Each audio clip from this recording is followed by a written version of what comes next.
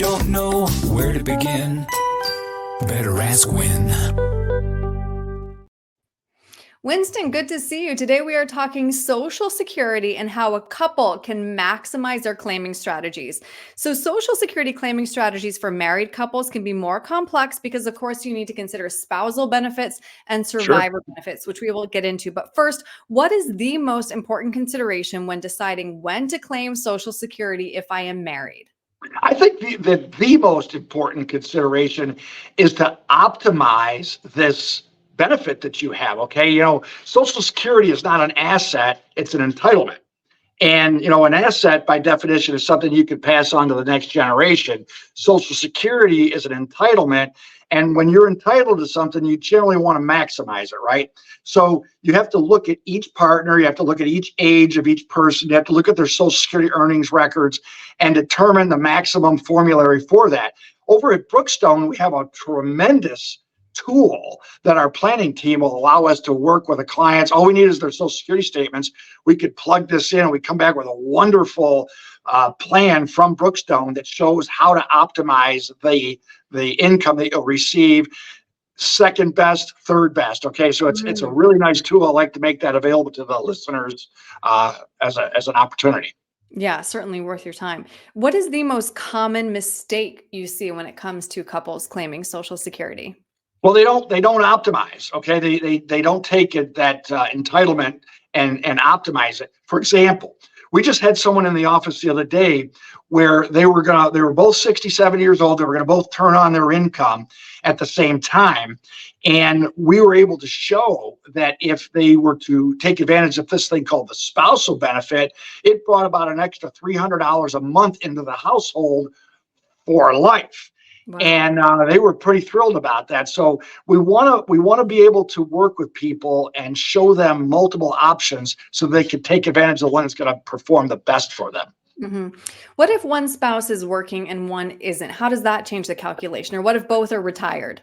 Well, let's use the example where both retired, because in this particular situation, we have a client that we're working with. They're both 61 years old. And they, believe it or not, are both retired. They both work for the state. They have very nice pension income, and they're very fortunate to be able to retire. But they're not ready to start taking Social Security yet because they're too young. And if they started at 62, they've kind of deemed filed and they've pigeonholed themselves to that lower income.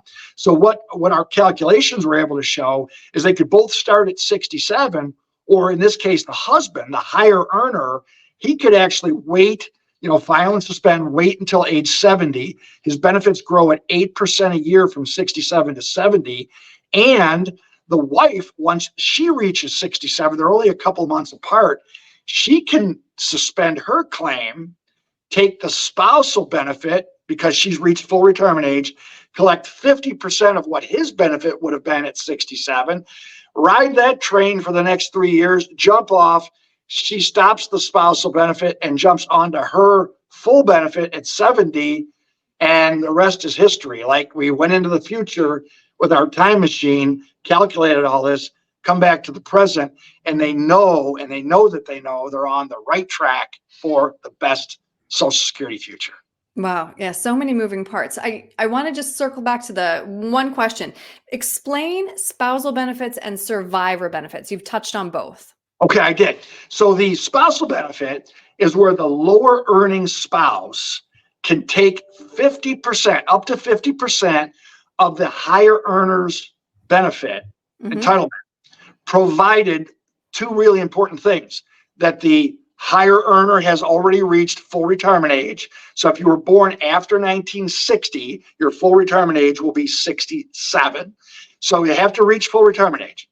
The spouse, the lower earning spouse, also has to reach his or her full retirement age, which is also, let's say, 67, in order to get the full 50%. You don't have to wait to 67, but if you trigger it early, you will forever be penalized with a lower amount. So the spousal benefit is a real key feature. We'd love to talk to you about it. Survivor benefits, on the other hand, come into play for a married couple. Because if one, the higher earner, can afford to wait till age 70 to start collecting their benefit, that's going to be the maximum benefit. Now, in America, we know that women outlive men. That's what the Mhm. census shows.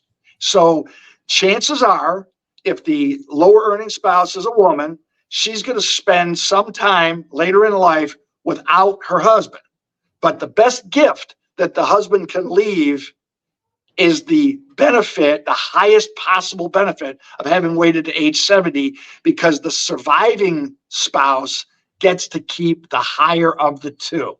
This is Social Security Planning 101. It's fundamental and it gets overlooked by people. So Mhm. we always like to build that into our retirement flight plan. Right. And I know, again, these claiming strategies, something that you specialize in. So, Winston, if somebody wants to have this conversation with you, how can they reach you?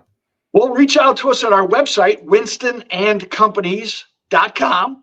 And on there, there's a link to our Calendly schedule. You can schedule an appointment if you'd like to do that. We just had one pop up a few minutes ago, as a matter of fact. Or you can feel free to reach out at 602-456-1928 and give us a call, schedule something with us. We'd love to visit with you.